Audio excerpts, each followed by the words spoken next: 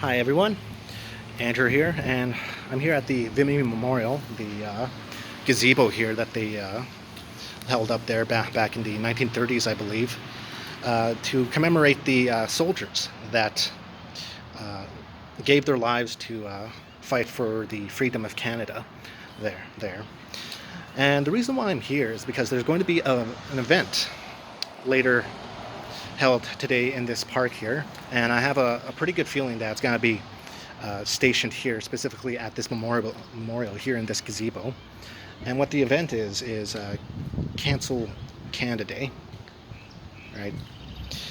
Cancel Canada Day to essentially do away with celebrating Canada as a country there, due to the injustices that have been brought to Aboriginal peoples, right? And and the reason why they're doing that is, to essentially bring notice of things like the, say, systemic racism that's going around, right? Police brutality that's kind of in the news right now. Um, the forced sterilization there, not to mention the Canada missing women's situation that's been going on for decades now, and specifically missing Aboriginal women's there. And so we can see this isn't necessarily without merit. There are some good reasons that this group wants to bring notice to the public there, and to get people thinking about them.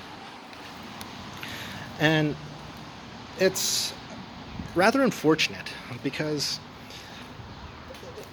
as you can see there specifically in this memorial, there, as you know, a lot of people. This memorial represents a lot of people who sacrificed a lot to make this country what it is today, right? And that also includes 4,000 Aboriginal Canadians who enlisted in Vimy Ridge, who gave their lives and died fighting the war, right? And they were also an integral part in essentially fighting every major war that Canada has faced. So Aboriginals enlisting to protect Canada isn't unheard of. And because they believed in what this nation stands for, right, amongst other things. And now I agree that there's been, with these injustices, I do think that more people need to be educated about them, and that we should make these issues more well known amongst people. One thing I don't agree with is this idea of cancel culture, because the idea of it is closed-minded in of itself, right? If we want to preach this multicultural society, that we're diverse, not just ethnically diverse, but culturally and in a heritage, we're a very heritage-based nation there, right? If we want to share that, if we want to see the good in that there, right, then that's where we get that, right? We don't get it from cancel culture by essentially canceling the things there. I don't want to play down the harsh things that have happened in the past there, the things that Canada is guilty of there. But at the same time, I don't appreciate this movement, this idea to make Canada out to be this awful, awful place for people, that it's static, right? That it's a place that's not moving forward, and in some places that it isn't, but in a lot of ways it is, right? People, come from all over the world to live here, to seek the benefits here, right? To start a new life there, to begin again, right? They get that in Canada, right? And here we have a day to celebrate part of that there. And yeah, there are a lot of people out there who essentially kind of say no to that there, right? Say alt-righters or whatever, right? But people like that are so far in between there. It's easy to snuff out that voice there, right? And obviously no one's on board with that, right? So what I'm saying is that as an Aboriginal myself, I'm Cree Treaty Aboriginal, right? This doesn't reflect the Aboriginal ideology, the philosophy, right?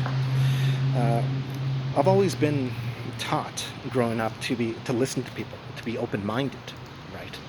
And that we should share with people, and to essentially just be good to other people, right? And that we shouldn't just wall each other out, keep it separate there, right? But rather come together, right? Unite there. And cancel culture is the antithesis of that.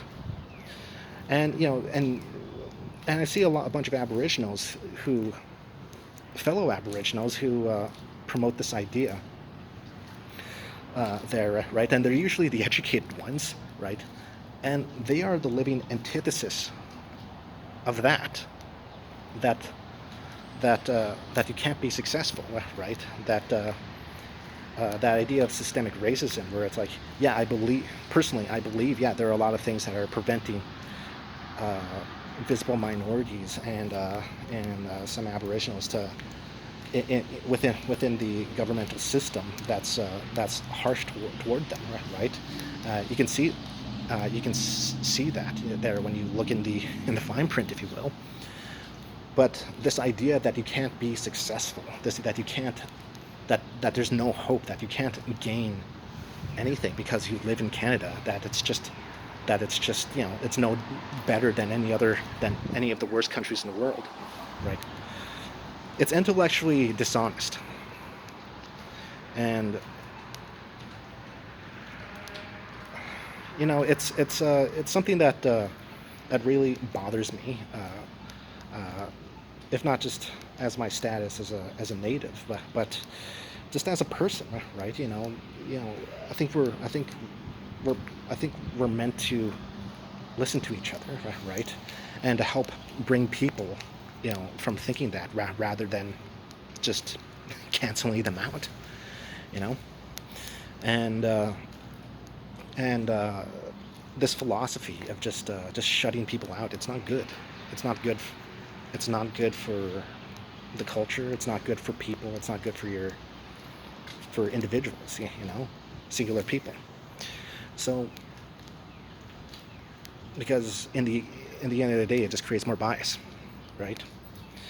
And it just creates more division. It just creates more hate, right? This is the type of movement that creates racism, that creates division. This is the reason why people hate each other. This is why you see people screaming at each other, right? This is why we can't have a civil discussion right now there. Why you see so many videos of people just yelling at each other, just not embracing in this in a meaningful dialogue there, right? It's just ad hominem attacks over and over again, right? Aboriginal lives matter, Aboriginal lives matter. That, for example, they'll just say it over and over again instead of having a discussion, instead of listening to each other. And it's heartbreaking. So this is something that I think not only as a culture, but as Canadians, that we need to move away from. We're all Canadians here, right? And